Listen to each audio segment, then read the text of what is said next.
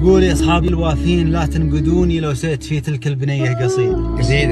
لا شفت واللي ذا تشوف عيوني لا كل حد منكم يجمع رصيده من كثر خوفي خفت لا تحسدوني ومن كثر حرصي قلت كوني بعيدة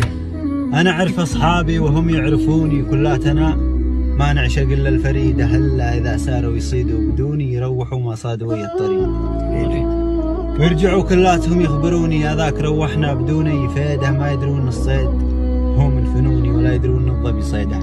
عنيدة تعبت أعلمهم ولا يفهموني مليت شرح الدرس وارجع وأعيده لكنهم شجعان ما فشلوني أبطال وأفعال البطولة أكيد لو صرت قاع البحر لا يلحقوني لو قلت أريد الموت قالوا نريده ما غير حميهم يبوا يسبوني من لجل فارقها وتبقى وحيدة ويا أصحابي الواشين لا تذكروني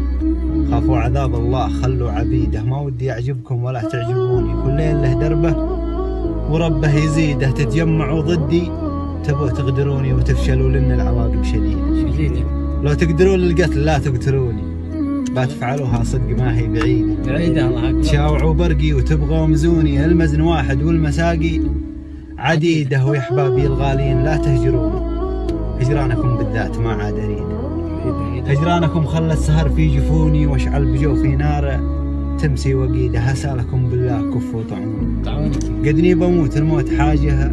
وأكيده ولا مت شلوا جثتي ودفنوني وقروا علي الفاتحة حين وإن كان جاء مني غلط سامحوني وأنا مسامحكم فرصة سعيدة وسلامة لسانك